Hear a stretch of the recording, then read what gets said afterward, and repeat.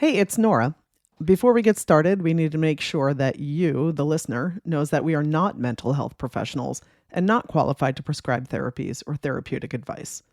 We are also not your gurus and have no aspirations in that direction. We are simply two people who are trying to feel better and do better in our lives, just like you. And now, on with the show.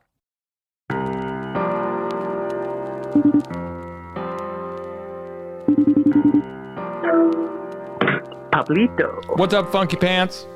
How are ya? I'm good. How are you? I'm good. What's going on? Oh, I'm calling about our topic. It's your turn to decide. So what are we going to talk about this week? I was thinking we talk about forgiveness. Forgiveness. Who are we forgiving? It looks like everyone, and, including ourselves, but everyone, Paul. Well, I'm not going to forgive Mrs. Chin in junior high school music class who told me I couldn't sing when my voice was breaking. We can forgive everybody else, but that's where I'm drawing the line for this episode. Personal boundaries, I get it. Well, let's dig into it. We'll see what happens. All right, we'll see if I can't get to it with Mrs. Chin as well. All right. Sounds great. All right, I'll talk to you soon. Bye. Late.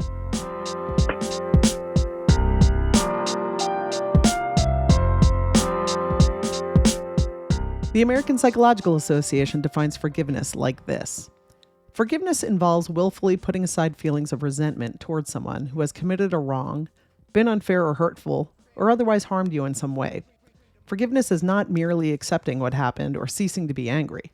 Rather, it involves a voluntary transformation of your feelings, attitudes, and behavior so that you're no longer dominated by resentment and can express compassion, generosity, or the like towards the person who wronged you. And while that's a great definition, it doesn't offer much insight as to how we can move closer to this transformative process. Today on the show, we'll be talking about how we understand the process of forgiveness and the tools and concepts we've used and continue to use that have helped us forgive ourselves, others, and ultimately the world, so we can live more free and compassionate lives. So if you're ready for takeoff, let's go.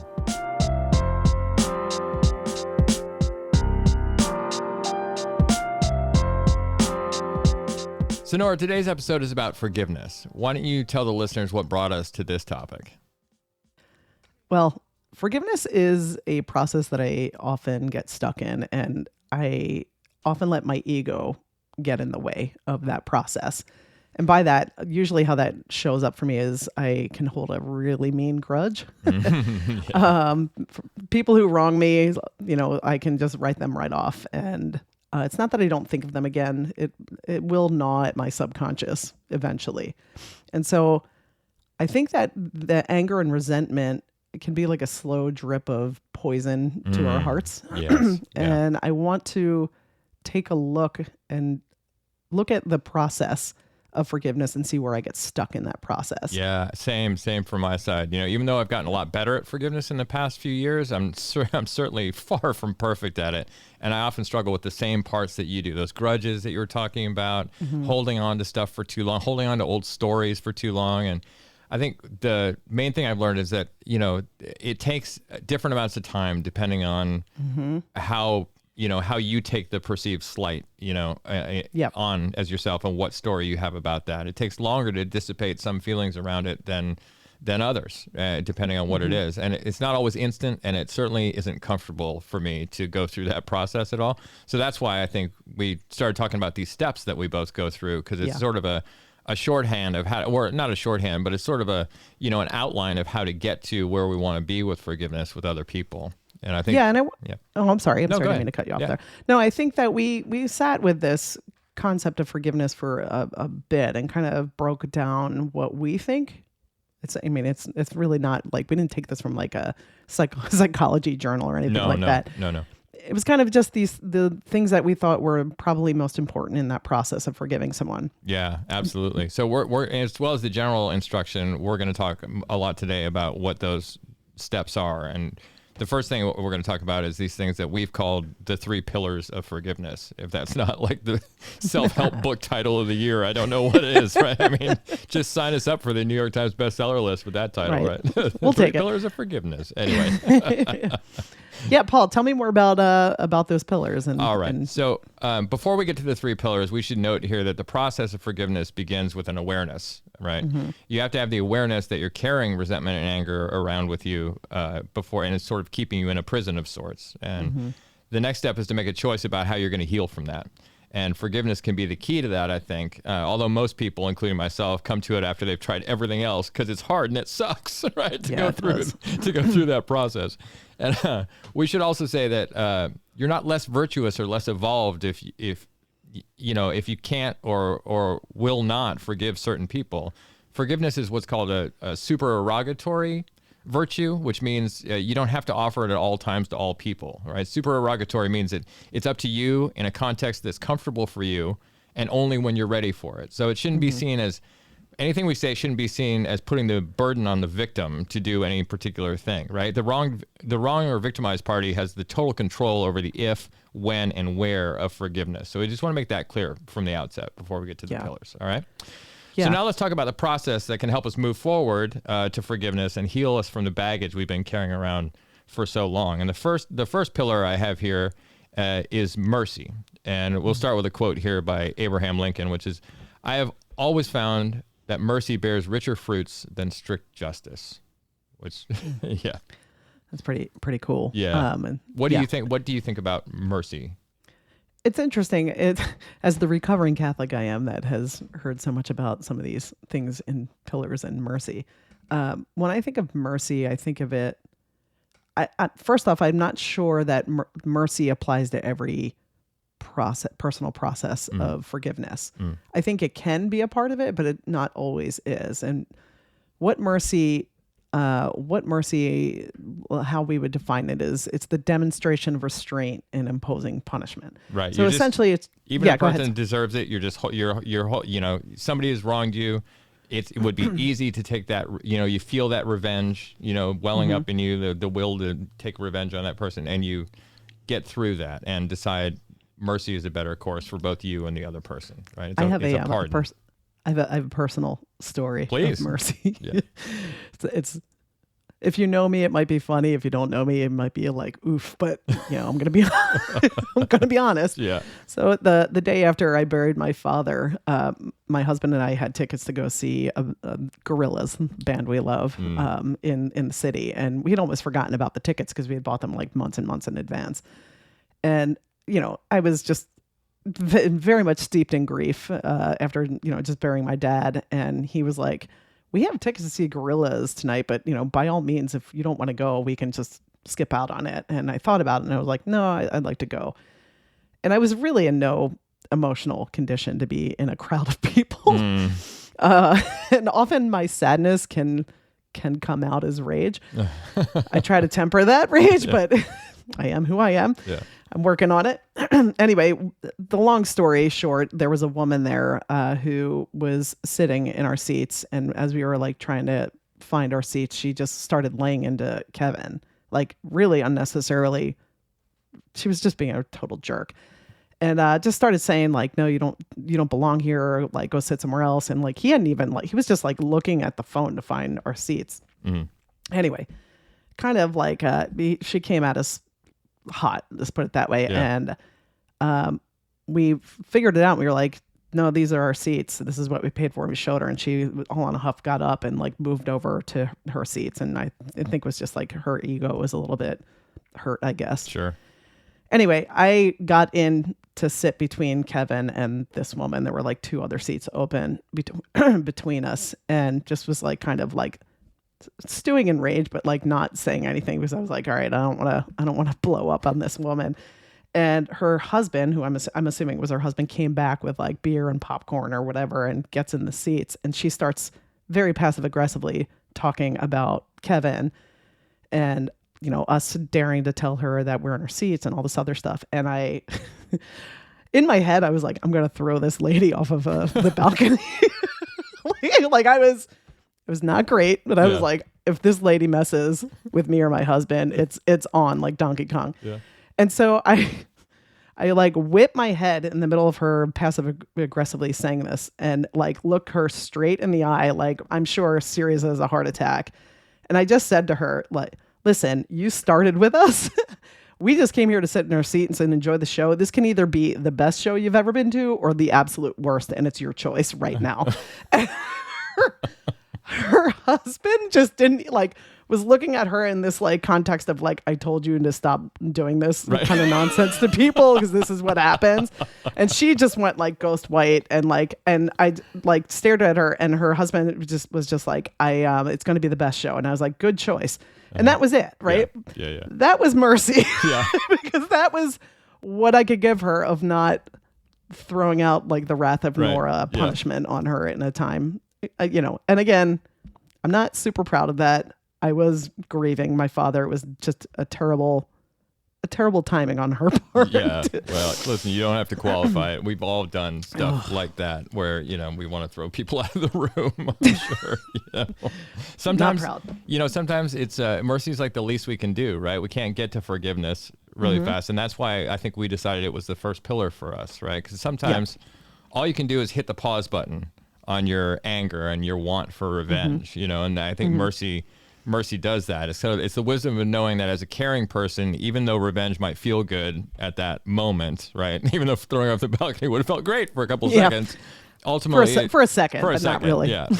Ultimately, you're not a monster. It wouldn't be 2 seconds, only one. But ultimately, it's going to harm us as much or more than it harms the person that we're taking revenge on, right? And so mercy is not forgiveness, but it helps us get closer to it by giving us the space to think and sort of evolve into that, because we just hit the pause button on the rage that we have in the moment. Not punish. Not punish, yeah. I grew up around a lot of addictive behavior, in my house, and what I didn't understand as a kid before I experienced my first addiction was all the pain that my family was in.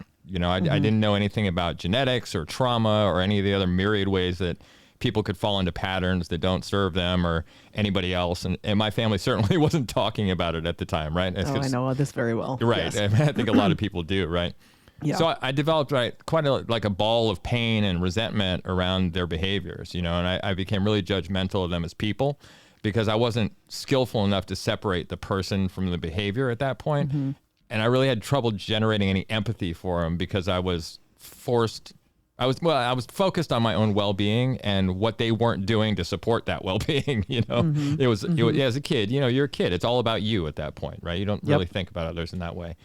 I had not a lot of forgiveness in me for them, but I knew that it didn't make me feel good to punish them either because I had done some of that, so I'm like, why aren't you, it only seemed to drive them further into their own mess, and it didn't make me feel good. So mercy was what I could offer at that point, right? It kind of got me out of my rage at the moment, and it didn't excuse their behavior, but, it felt better than the revenge angle could have, Right. I couldn't forgive them because I didn't have the tools to do that with, but at least mercy was the one thing that felt right. You know what I mean?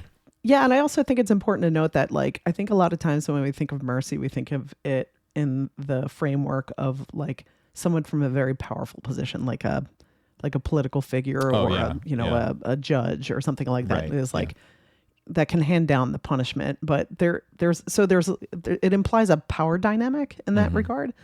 But I think that everyone who extends mercy, it can be even a victim to their abuser, right? And can extend mercy to their abuser in a myriad of ways of, choosing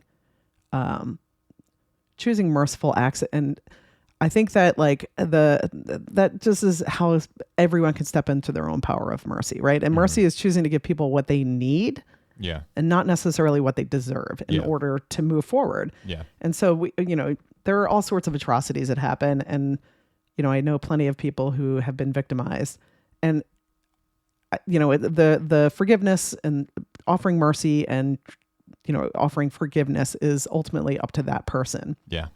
But there are remarkable people in this world that we read about all the time who have been victims of terrible, terrible atrocities and have still managed to extend mercy and extend forgiveness to their abusers. Yeah, absolutely. Agree.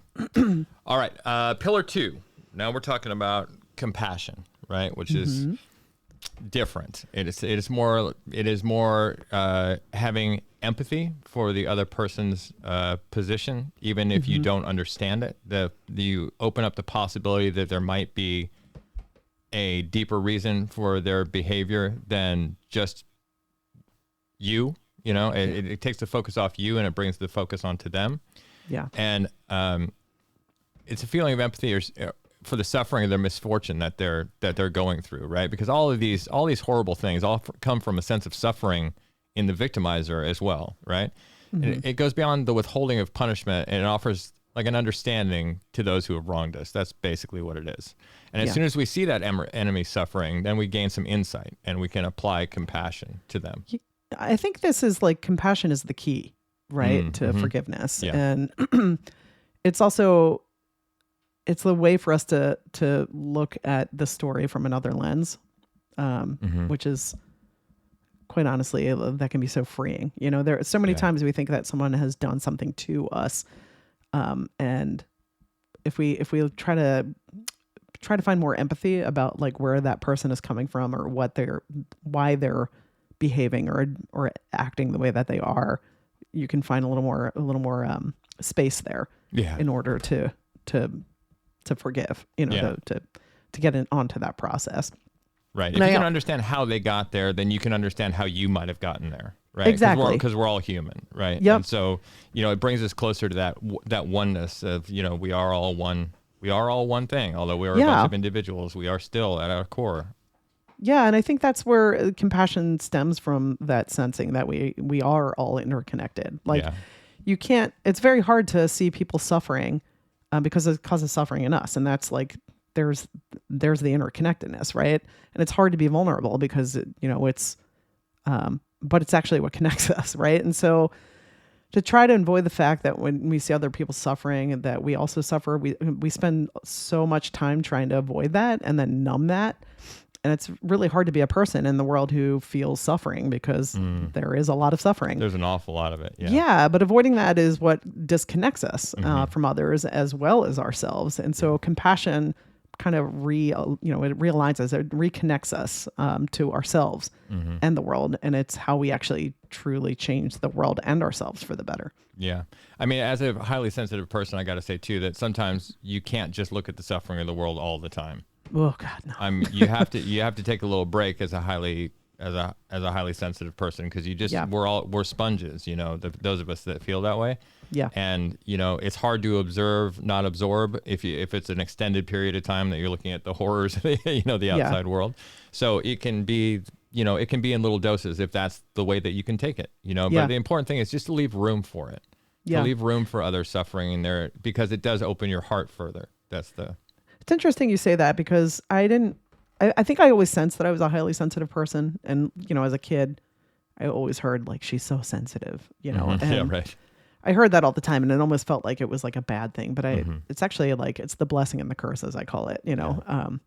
And I think it's hard when people are not highly sensitive people, when they are very proactive in injustice causes, when I hear them say like, you have to look at all the suffering. And like, quite honestly, I am paralyzed.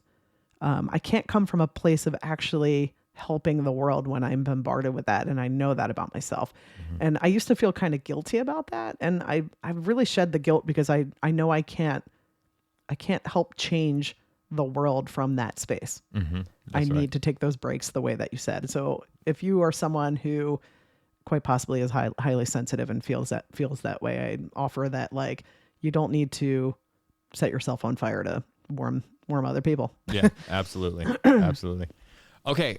Third pillar here, and that is grace. This is an interesting one we came to, I think, because it's not really like forgiveness doesn't need this component. It's a leveling up of forgiveness in a way. So grace is the totally unmerited favor, the loving kindness, the goodness and favor exhibited toward another, right? So it takes your compassion, and then, you know, it has mercy and compassion in it, but it adds something else to the mix. Having withheld punishment and extended through understanding through the empathy that you have, now you can look at the other person's suffering directly and offer a kindness in the hope that it not only reduces our suffering, but theirs as well. That's the grace part of it, right? The compassion is understanding how that might have happened. The grace part of it is, oh, can I do something to also relieve that suffering? You know, compassion turns into grace, I think. the moment you free yourself from suffering about it and become more focused on dispelling the suffering of your enemy or your victimizer, or right. And it's a hard thing to get to, and it's not necessary, right? Yeah, we got to really stress it's not necessary for forgiveness to have grace, but it is a leveling up of that. And if you can get to that point, and I don't get to that point with everybody or everything. I got to say that right off the bat either, right? We are certainly not perfect, you and I, in that respect. That's for sure. But I have gotten to that, before, and it feels even better in you than just compassion if you can get to that point of grace, in there. Yeah. I like to think that grace isn't, I like to think this way. I like to think that it's not of us, but it comes through us. And I feel like that's the thread that keeps us connected to source, the universe, God, whatever the hell you want to call that energy, And I think of it as like a gift of love that's extending through us to continue to expand that love outward. And again, I think of different people in history that have shown incredible grace. Nelson Mandela. Yes. Stevie Wonder. Oh, yeah. Malala. It's definitely Malala. All of these people have just it's like they have like this wide open channel of grace to extend through them. Yeah. And it's really just incredible and inspiring, right? And I think we all have that capacity. And I think the work revolves around figuring out how to open that channel. Oh, yeah, absolutely. Absolutely. I was going to offer that there's a really simple way to practice all of these things at a very low stakes, right? Just go drive around for a couple hours. That's all you got to do. Just go drive around, get on a busy highway, and just drive for, you don't even have to do 2 hours unless you really want to practice a lot. You can do probably 10 minutes, right? Just wait for the first person to cut you off, and then just when you think, go through the process, right? When you think you're elevated. Right, you think you're go elevated. hop on I-95. Exactly. That's exactly it, right? So you can go through the whole thing, right? So if somebody cuts you off, mercy. You don't seek revenge by honking and flipping them off, right? Compassion. You entertain the possibility that there's a reason for their behavior, right? And then grace, you wish them peace and a safe arrival at their destination, right? Grace is giving them the come on in my lane, right? Yeah, right. It's like, no, you probably had a good reason to do that. It's okay. You go about it, and I wish you peace and safety, that you arrived there. It's a low stakes practice that you can do a lot. Or in the grocery store, same thing, right? Yeah. Or anywhere that has humans, basically. You can practice. Or a giant group of them. Giant group, a small group, it doesn't matter. Any more than two, you're gonna get your compassion, mercy, and grace buttons pushed. See if they work, right? So. I like to think that mercy is the pardon, compassion is the empathy that connects us, and then grace is the olive branch or the gift. Yeah, that's how I like to think of it. But I like that little hierarchy you just did right there. Yeah. Okay, so those are our three pillars, right? Mercy, compassion, and grace. So now let's apply them to like different situations where we can use forgiveness, right? So this next section here is about getting to forgiveness, and the first part of it is forgiving ourselves, which I think is really key. Before we can forgive anybody else, we really have to forgive ourselves. So I'm gonna start with this Wayne Dyer quote. My homeboy Wayne. Yeah, why don't you read it out? Yeah, my homeboy Wayne Dyer, who passed away in 2015, but again, I think we've mentioned on another episode. Yeah, incredible. He said, "I forgive myself and then I move on. You can sit there forever lamenting about how bad you've been, feeling guilty until you die, and not one tiny slice of that guilt will do anything to change a single thing in the past." Oh, yeah. Ooh, the recovering Catholic in me understands that. A level of guilt. For sure. Oprah's got a quote like that too. It's like she's just giving up on the idea that the past can be any different is what she says, I think, in there. Yeah. Well, my take on the forgiving yourself can be it can be harder than forgiving other people. I mean, for sure. But if you don't, there's a price to pay for it. But it's unfair, I think, to judge ourselves for yesterday through the lens of today. We have information and tools now that weren't available to us then, that person who did that thing. And we may feel like we made an absolute mess out of the things in our past, but the sum of our experience, good and bad, skillful and unskillful, made us want to seek out the information and tools we have now and brought us to the place we are now. So in realizing that, you can begin to sort of let gratitude for progress dissolve the blame you might be feeling and laying on yourself for your unskillful behavior or ignorance of things in the past. Yeah. I have a question for you. Yeah. Do you think there's any use for guilt as an emotion? No. I feel the same way, and I can never think. I mean, if someone knows of a way that guilt is actually useful and healthy, please let us know. But I just don't think guilt is a useful emotion.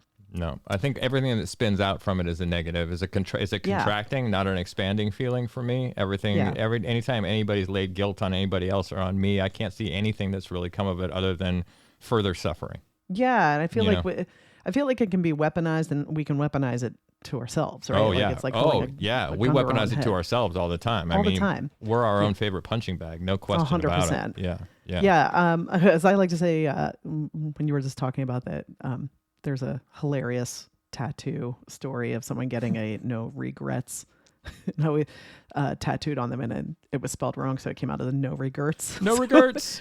I always say no regrets.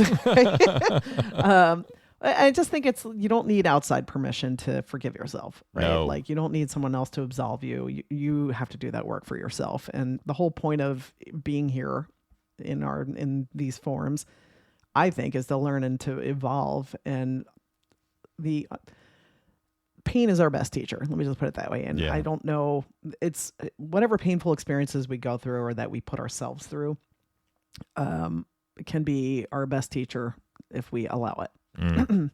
And the other is we're human, and we're going to make all sorts of mistakes while we're here. And most of us are doing the best we can with what we have available.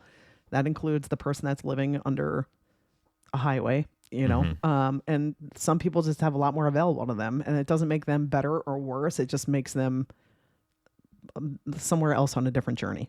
And I do believe that the universe will keep sending us the same lessons until we learn how to forgive ourselves and each other. And recognizing and accepting that allows for us to move forward a lot quicker when we've been hurt. And I also want to be clear that forgiveness doesn't mean that we get rid of boundaries or enable people. Good point. Good right? point. Like, I think a lot of people think like, oh, but then you just, it's one of these things. I can forgive someone and not allow them in my life anymore. You can be vulnerable and still have boundaries. 100%. Right. It's necessary. You right? have to. Yeah, you have to. It's necessary to have boundaries for all relationships, and those boundaries are constant. I think you have to look at your relationship with people, and if they're hurting you, you have to figure out what the new boundaries are in order to spare yourself. Exactly. So, And as we spoke about before in the last section, this process is hard. I was once at a point where compassion for myself seemed really far away. So I had to start with mercy, and as soon as I resolved to not use myself as a punching bag anymore all the time, well, then I saw once the punishment, cessation of punishment happened within myself. It was enough to sort of nudge me toward compassion. I started with my self-talk. I think that's a good spot to launch for anyone from, really.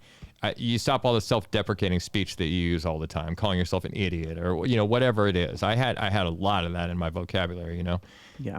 And once you start to ease off yourself in different ways, your speech, your thoughts about yourself, how you consider yourself in the mirror, all of those things, you can sort of, this is what I did. I started to picture myself as sort of a flawed friend that I cared about, and when I looked in the mirror, like, oh, there he is again. Oh, that dude. I hope he's doing okay today, that kind of thing. And it transformed my thinking enough to allow for the possibility that I might be worthy of my own forgiveness. And then I went from there. And that stuff sounds silly and feels silly when you're doing it. Believe me, I high five myself in the mirror every morning, and it feels silly every time I do it. But you know what? It's part of the self-love. It works, man. It does. It's part of the self-love program that I'm on. I talk to myself cheesy in the mirror. And it works. It works 100%. It 100% works. So feel silly about it, whatever. But just try it, man. Just try to ease off yourself as the punching bag. Try to allow for the fact that you might be worthy of your own forgiveness. I have a tactic too with my friend. I'm also very guilty of the self-deprecating humor. It's like my humor of choice. But I have different friends that will say stuff and not even realizing that they've just talk smack about themselves. And when I'm around that and I hear it, I'll just say, like, you don't get to talk about my friend like that. That's what I say too. Right? I say that to my partner all the time. I say, don't talk about my girlfriend like that. Exactly. Like standing up, like, Start doing that for yourself. I got to start. That's it. I'll throw you off the balcony. My therapist has a favorite thing that she says whenever I say something like that. She goes, "Oh, that's not a thing." I was like, "Okay." She just busts in, "Oh, that's not a thing. We don't think like that anymore." What do you do? Did I get in a time? that. Did I get in a time machine right now? That's not a thing. We worked on that already. Right? Get rid of that. I like that. So I like funny. that a lot. But this self-forgiveness thing really came to a head for me when I moved back to California to take care of my dad who had dementia. I know about this. Yeah, you do. Yeah, both our dads had dementia.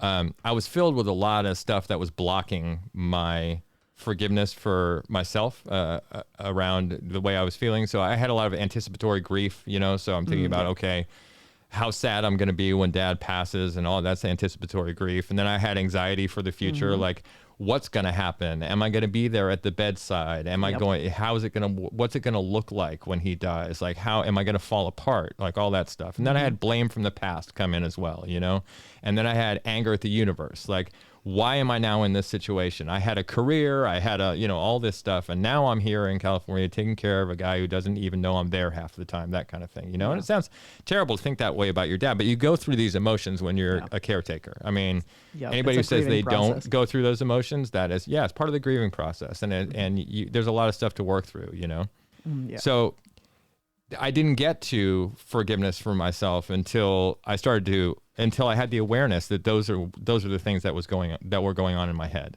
Right. And once I could identify those things, then I could say, okay, well, I see exactly where the block is. And I have to be real kind to myself right now, because this is a real hard thing to do.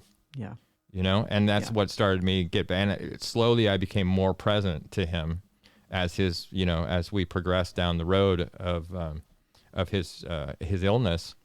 And it got a lot better. It got a lot better for me in terms of how I approached helping him and how I approached talking to him and how I approached my own feeling about being there. It was all much more. It was much less anxiety ridden and much less. I wasn't blocking all those emotions. I was having them. I was letting them come, and I was forgiving myself for my mistakes and the past and forgiving him, all that stuff. I'm really glad that you got that time with him. Me too. I wouldn't have traded it for the world. I understand that. I had like five years with him at the end, which is amazing. Yeah. Which was really amazing. Yeah. Thank you for sharing that, Paul. Yeah, you're welcome. Yeah. Yeah. So I think the thing to say about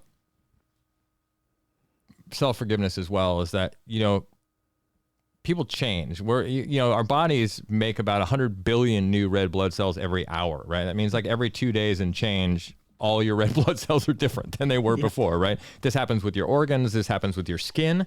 This happens with almost every part of your body. You're always regenerating, and so you aren't the same person you were 2 days ago, 2 hours ago, or 2 minutes ago, really. And the thoughts that we have about ourselves could change just like the bodies do.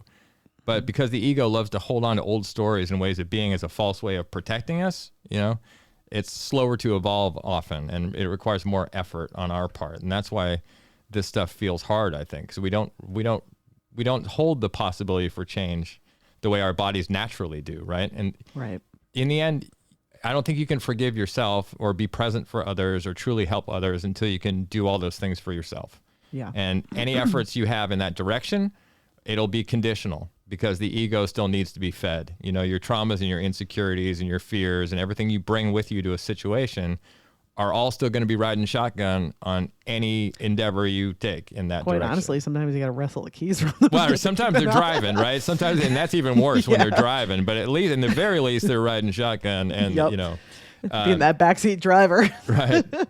But once you work on that stuff, right? Once you work on your fears and insecurities, traumas, and all those things that you bring to it, all those stories that you bring on top of a situation, then the ego is like, it gets in the backseat. Yep. It's not as loud. It's still there. It's not as loud. And you can begin to move through the world in a sort of genuinely helpful and loving way with no need for reciprocation or acknowledgement that the ego, craves as you're going through. Yeah. That pesky ego. Little asshole. All right. Number 2. Now, we did the forgiving yourself thing. Forgiving others is number 2. And I want to start with this little Buddhist story here in this section, if it's okay. Do it. All right. So Buddha said, So this is a story about a man who came to the Buddha's camp and basically was angry at him and ended up spitting on him, right? And then comes back to ask for forgiveness the next day. And the Buddha said, "Forgive, but I am not the same man to whom you did it. The Ganges goes on flowing. It's never the same Ganges again. Every man is a river. The man you spit on is no longer here. I look just like him, but I'm not the same. Much has happened in 24 hours. The river has flowed so much. So I cannot forgive you because I have no grudge against you. And you are also new.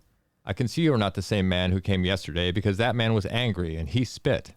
Whereas you are bowing at my feet, touching my feet. How can you be the same man? You are not the same man, so let's forget about it. Those two people, the man who spit and the man who was spit upon, are both no more. Come closer and let's talk of something else." That's a good one. The Buddha's pretty sharp. Yeah. You know? Man, someone should have given him a book deal. I know, right? Why isn't he more popular? Anyway. Yeah. I wanted to share, banking off of what you were talking about, your father and forgiving yourself. I actually had a similar circumstance, but it was me forgiving my father. And so years ago, before he died in 2022, about a decade prior, maybe a little over a decade, I got like the call that no one wants to get from my brother. And my dad had fallen and broken his hip and had gone to the hospital. And so he was in the hospital, and through a series of events that I won't get into, ended up tanking and flatlining he coded for a bit, and ended up on a ventilator and was in a medical induced coma. And the doctors had said they weren't sure that he was going to live through the night. So I got this phone call from my brother. I was in Chicago at the time, to try and get home as quickly as possible because he wasn't sure if dad was going to make it through the night. So of course that put me into like super panic. I somehow managed my friend worked for an airline, got me on a flight, raced to the airport, raced home, got into a rental car, drove straight to the hospital. And I got to the hospital room and my dad was again unconscious and on a ventilator.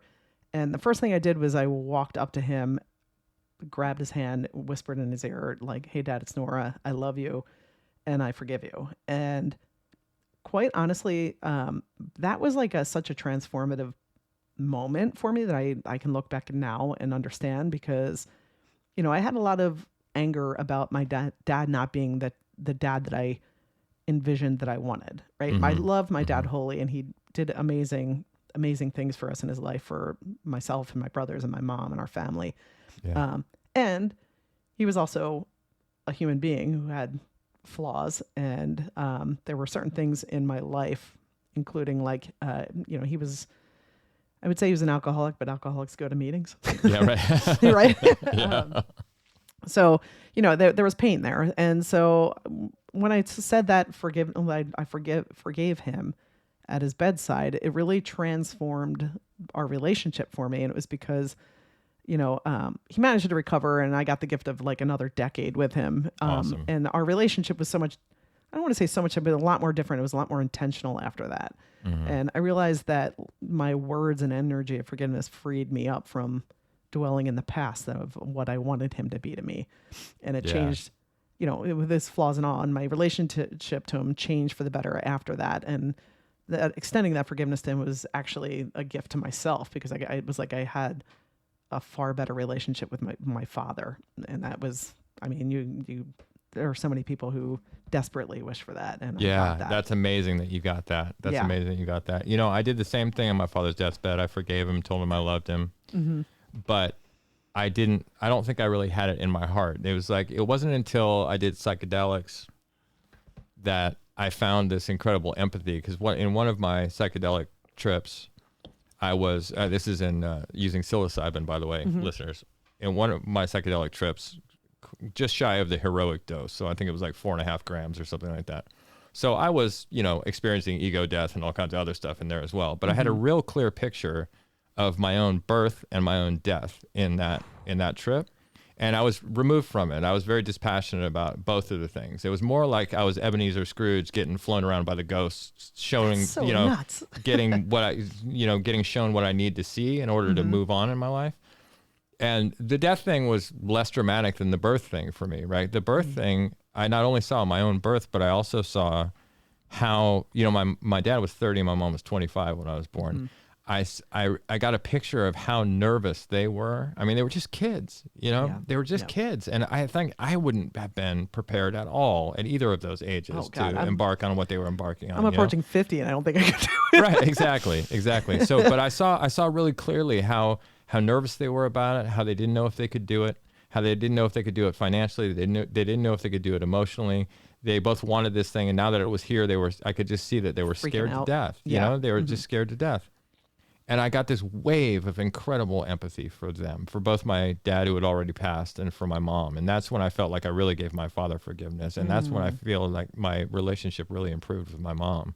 And probably your dad too, even after his death, Yeah, no, for sure. Absolutely. Yeah, no, it opened up a whole new way of, conceiving about it. The only difference is I didn't get to tell my dad about it. I got to tell my mom about it. Yeah. So that's incredible.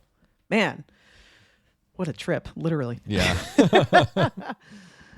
So another good thing to remember here in forgiving other people, that their transgressions are really a diary entry of where they were at the time. Yeah. People do change, and they can change. Mm-hmm. And just as we talked about in the last section, no person steps in the same river twice, right? Mm-hmm. Both the river and the person are ever changing. Do you keep a journal or a diary? No, because I have older brothers that would have weaponized. Yeah, right. You would never do that. Well, if you do... I have trust issues. I get you. We're probably well-founded. Yes, very much so. Which is what leads to this podcast. Right, exactly. Well, if you do keep a journal or a diary of any kind, or like a running... if you read an entry from a month ago, or a year or 5 years ago, like, you're not the same person.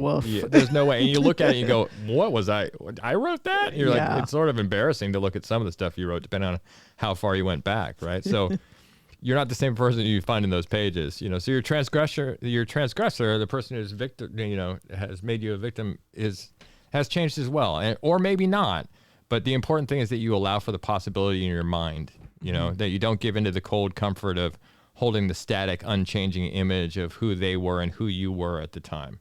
You have to allow for the fact that everything might have progressed since then. And, we hope.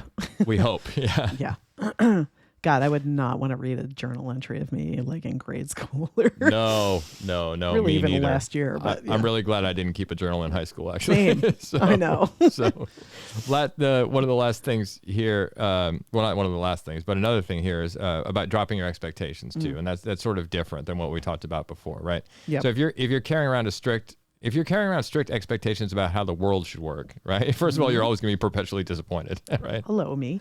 But as soon as anything happens or anyone behaves differently than those expectations dictate, you're in suffering, right? And you're inviting yourself to pick up grudges and hold people accountable to a system that they don't even know exists, really. So it sounds insane, but that's what we do all the time. We're constantly doing that. So it's another thing to check in with when you're thinking about feeling wronged from something. That's not to say that there's not legitimate wrongs. There are many, many, many. For sure. But some are self-made. Yeah. Some are self-made by having expectations about someone or something without ever telling anybody or anything about those expectations. And then when they fail those, then you're upset about it, right? Yeah. So you have to check in with yourself too to see if that person even needs forgiveness, or you need to check in about your expectations. Yeah, and ultimately it's like most of the pain in the world is just us transferring our unhealed shit onto each other. Like, here, you carry this, and like, like the anger and all that. That's all we're just projecting onto each other all the time.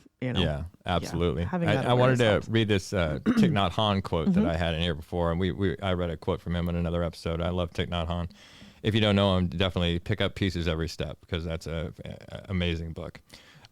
When you begin to see that your enemy is suffering, that is the beginning of insight. Recognize the suffering, understand the suffering, and by having the desire to help that person to suffer less, you'll be able to forgive very easily. Now, I don't know about very easily. Thich Nhat Hanh was a very, he was a very cool monk. Yeah. Yeah. He had a lot of time to think on his orchard in France. Like Yoda level. At Yoda level, but also not as, anyway, he wasn't really in the world as much as we are. No, that's true. So anyway, maybe not easily, but I think there's a lot of value in there. Definitely. It's worth working on. And there's a little mental trick that I do that helps me like in the forgiveness process. Oh, tell me. Yeah. So when I see people, and especially if I recognize them as hurt people, and try all people when I remember, I envision them with like a window into their heart. Like, so I'll see them walking, and visually I'll just like try to imagine their heart beating in their chest. Right. And it just makes it like, there's a vulnerability about that. Right.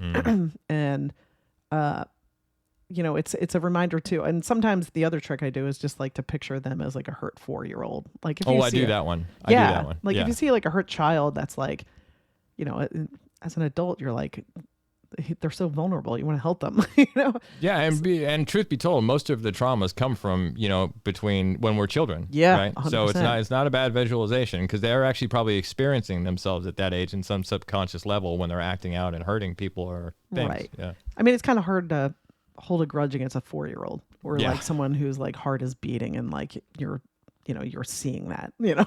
Yeah, for sure. So one of the amazing people that you mentioned before is Malala Yousafzai when it comes to this. You know, this is a woman who was shot by the Taliban and in the face. Because, you know, 2 young guys went and did it because their superiors told them that, you know, she was against Islam and she needed to be eliminated. And in their fervor, they went and tried to do it. Yeah. And so this is what she has to say about, you know, a couple of years after that, maybe longer than a couple, maybe 5 to 10 years after that, I'm not sure. She got in contact with the 2 men who shot her. Oh my gosh. Which is incredible in the first place, right? But she had this to say about the encounter. You know, she says, "I do not even hate the Talib who shot me. Even if there's a gun in my hand and he stands in front of me, I would not shoot him. This is the compassion I've learned from Muhammad, prophet of mercy, Jesus Christ, and Lord Buddha. And this is the forgiveness that I have learned from my mother and father. I can take my revenge by educating girls. That's the best way to fight back." Ugh. Can you imagine? No, I'm tearing up, and like, I have grudges against people from like 15 years ago. I got to work on myself. Right? That's probably about shoes or something, right? It's like, you know, I don't even know not picking you up anymore. at the club on time or something, right? Yeah, right. Those are, it doesn't really hold a candle to getting shot in the face. You rolled your eyes at me, and so. Yeah. So funny. Yeah, I got some work to do. Yeah, we all do. Yeah, I do too. All right, last on the list of the forgiving is forgiving the world, right? Which is I don't know. That's hard for me. That's the hardest for me. It's hard for me too, you know, and Martin Luther King said that forgiveness is not an occasional act, it's a constant attitude, you know, and it's hard to have that constant attitude when you look at all the things, you know, but if you can zoom out a bit on your life and free yourself from the dualities of like good and bad, praise and blame, then you stand a chance of seeing the world as it is, right? Which is not all suffering, right? It's, I mean, everyone in the world is suffering. And when you realize that, you open the door to compassion, right? But the world itself is not all bad out there. We talk a lot about that in our cynicism episode, you know? Yeah. I also want to add real quick that I think one thing to be mindful of is not falling prey to the quote unquote suffering Olympics. Yes, right. Suffering is suffering. And because someone has suffered gravely in one way and you suffer in a different way doesn't mean that that there's a hierarchy of suffering. Right. It's like trauma as well. It works the same way, right? Yep. I mean, we all have traumas and none is, you know, some may seem much greater than others, but that doesn't make the smaller ones not valid. Right. Exactly. You know, we still have to deal with them in order to be a full human being, you know. Byron Katie has this great analogy about you being the projector and not the projected image, you know. So when you're in a movie theater and there's a scratch or a hair on the film, you know, in the corner, you know, and, you know, you wouldn't go and try to wipe that off the screen, right? Because the problem is on the lens, right? So you go and you need to, if you clean your lens, then you can see things properly. You can see them how they are, right? If you don't bring your stories to the world about people and everything else, it's easier to move to compassion and forgiveness for some of the, you know, unsavory stuff you see out there. But you said this was hard for you. It's hard for me too. When we're kids in school, there's a lot of emphasis on fairness and justice and the golden rule and sharing and all these things. And, you know, it's no wonder we're shocked and dismayed when we venture outside the schoolhouse and see how people actually behave in the real world. You know, it's hard to hold on to any of the things the teachers told us when there seems to be so much evidence to the contrary that we're presented with, you know. Right. I remember the first time I heard about slavery in America, or the first time I heard about concentration camps, or the first time I heard about apartheid in South Africa. I was like, how does this fit in with what I was taught in the importance of fairness and justice? This doesn't seem like, you know, it wasn't until years later when I started meditating that I realized I could separate behaviors from people. And it was the old love the sinner, hate the sin thing in Christian terms, you know? Yep.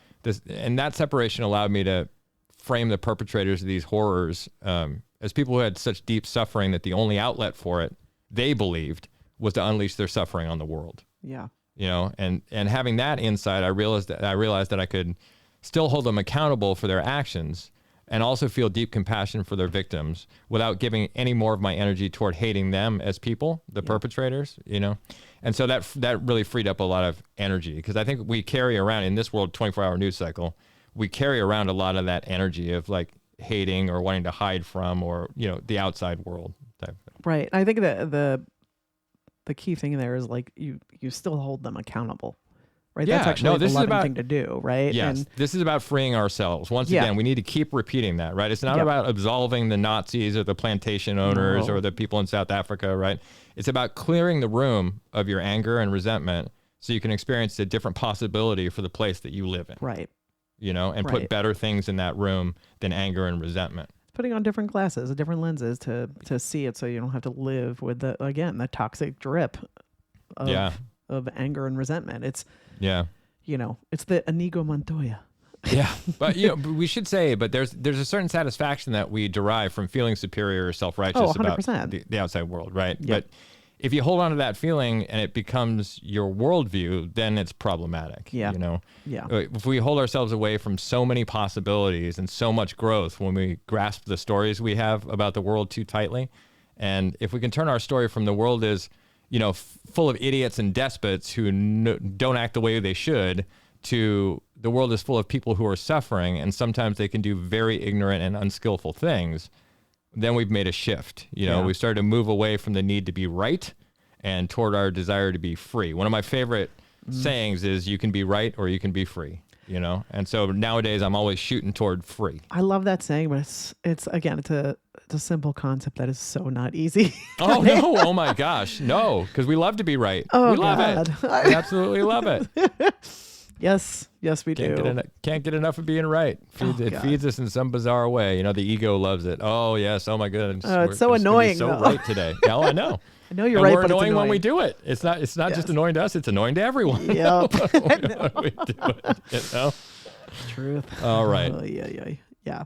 So let's bring this thing in for a 3-point landing. Here, shall we? At the end. So we talked about a lot of stuff, right? So let's just recap what we did first, right? So we talked about what we think are the 3 pillars of mercy that we use, the 3 pillars of forgiveness that we use to get to, you know, a place that's healthier. And those are mercy, number 1, compassion, number 2, and then grace is being the cherry on the cake if you can get there, you know, but again, not necessary for also this is something that you and I came up with.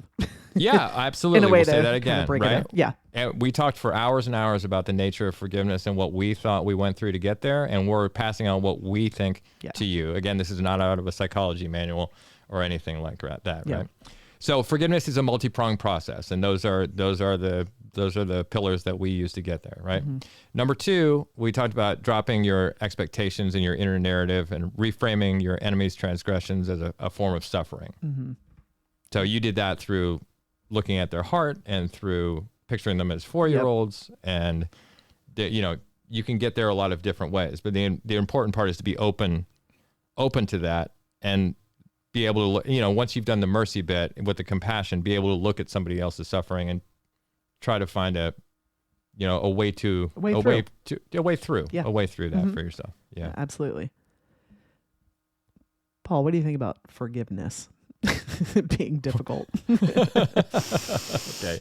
Well, I don't think forgiveness is difficult, but getting there really is. Once you're there, you know, and the forgiving part is the easy part, but it's getting to it. It's the so process. you have to, That's the hard part. you have to be patient with yourself and just walk toward it at your own pace. You can start with small resentments, or you can practice on the highway, like I said. And don't try to eat the whole elephant in one sitting. Is the main thing. The goal is not to immediately drop everything and forgive everybody. That would be incredible. That would be great. I wish it did work like that, but that's not how it works for most people. So the goal instead for me is just to keep walking. Yeah.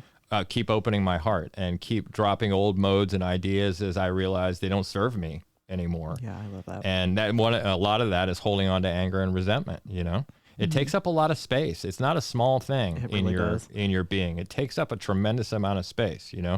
The more we look at ourselves and the world through the lens of compassion, I think, the more we're able to forgive, and the more we're able to forgive, I think the freer we become. Yeah, and I agree that I think that compassion is the key to getting to forgiveness. Ultimately, it's like it's the yellow brick road. It's we and the thing is, we have to extend compassion to ourselves first. You can't pour from an empty cup. You can't offer compassion to someone if you don't have it for yourself. Right. Or the world. Right. Yeah. Exactly. So you got to start with yourself and know that you can forgive yourself by extending that. Yeah. Yeah. And I think that alleviating suffering in the world through forgiveness it's a noble way to live. And forgiving ourselves is the key to that change. But it's a concept that's simple but not easy. Yeah, and what we said before, you just want to make sure that gets through too. It's a supererogatory process, so it's up to you when, if, and where you offer it to anybody. It's not a requirement. No, but it's not. What we're saying is, because we have gone through those steps and because we have engaged in this process, we both feel better for it. Yeah. And if you can walk toward it, I think that's a healthy thing to. Yeah. And forgiveness have a is a goal. gift. It really is. It's not, it's not a requirement. And I think there are a lot of people that I've known in the past that it's like, oh, they'll say they're sorry.